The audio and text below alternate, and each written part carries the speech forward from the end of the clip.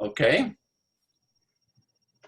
When I was living up on the house we built up by Lloyd, where his house is now, Mm-hmm.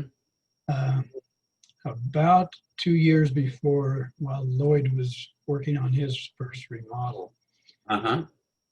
David held the record for the number of game birds with one shot.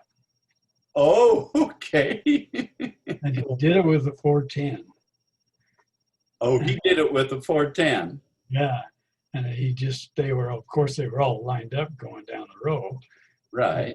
it wasn't a very hard shot, but I think he got 8 or 10 Pheasants? quail Oh, quail. in one Okay. shot. And Well, with one shot. and so that he was the considered champion marksman Okay. hunter. And you weren't content to let it stand, right?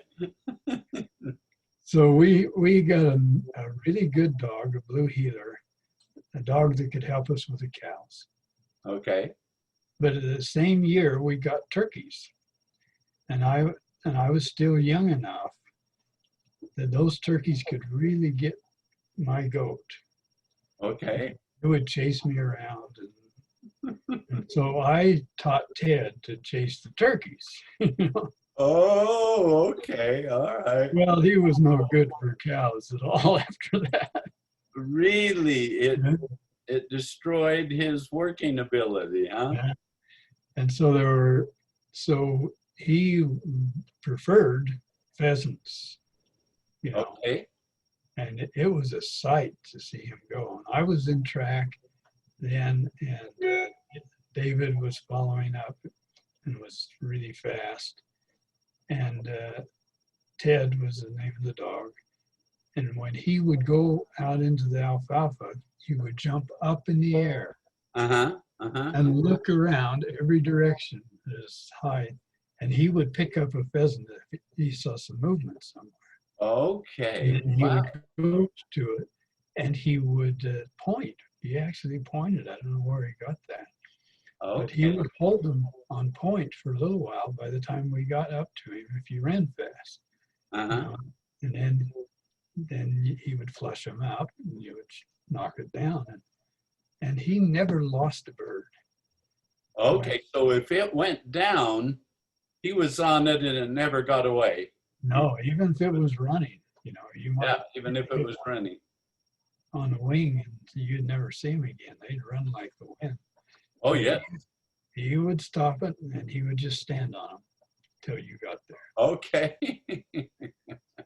The thing about that is if you did knock one down in this cornfield and it went down, he would find it and stand on it, but you didn't know where it was. Oh, okay. You had to go up and down looking everywhere. So he wouldn't bark when he had a. You couldn't bark or anything. You couldn't call him off his post. Okay. And Okay. it was so much fun to hunt. So he must have been partial to you, huh? Well, and David, because we were the only two that could keep up with him. Oh, okay.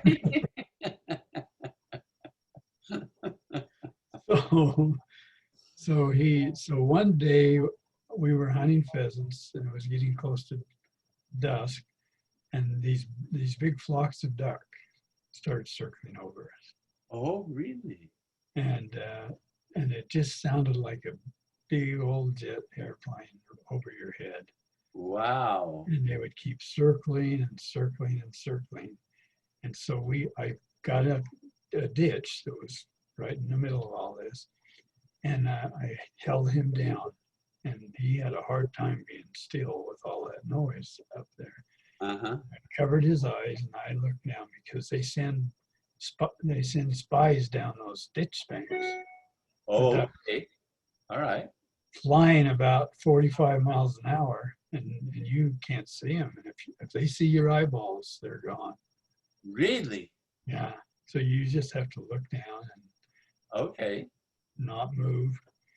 And finally, they all landed in front of us.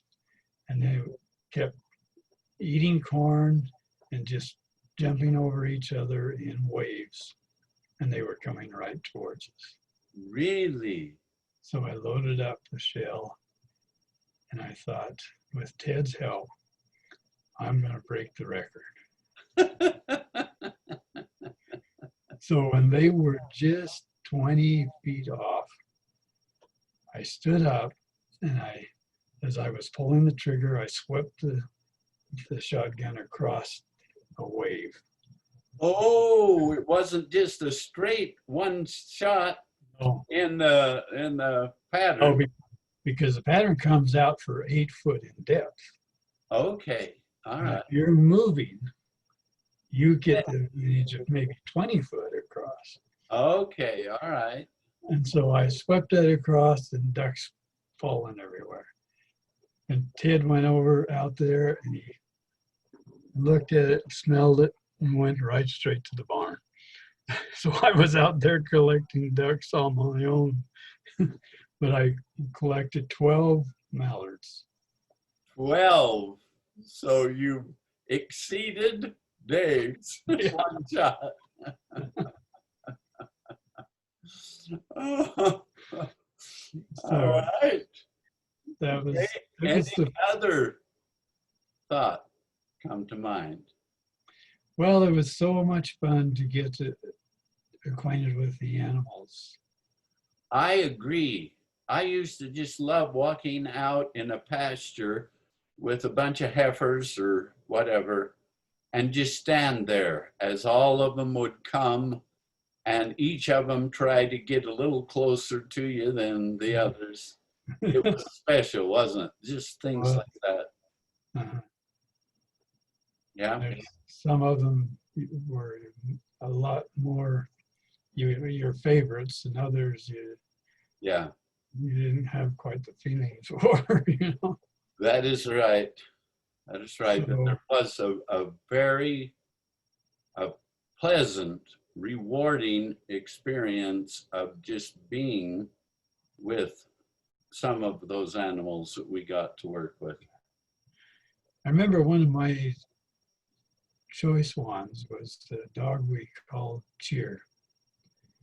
And he was kicked by a cow when he was just a young pup. And so he had one shoulder just a little off. Okay. So he wouldn't sit down like normal dogs, but he would sit on his haunches and with his head up, like a prairie dog. Uh-huh. And and it was just, everybody commented about the Chair, but his disposition was incredible. And I would go out sometimes and find some space down a country road or down a ditch line Uh-huh. when I wanted to go pray. And he was always there. And he would, no matter how long I took, he would just sit and wait patiently. And Oh, wow. he was just the company in those special moments. Yes. Yes. And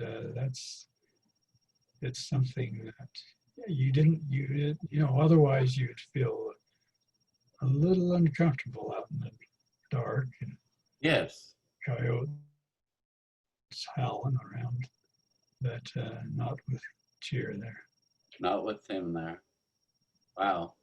So that's just some other things about animals. Yeah. Well, it certainly is a joy for me to visit with all my siblings. And I'm looking forward to being down in St. George Yeah, for some time, and we're going to get better acquainted. that sounds wonderful. And I'm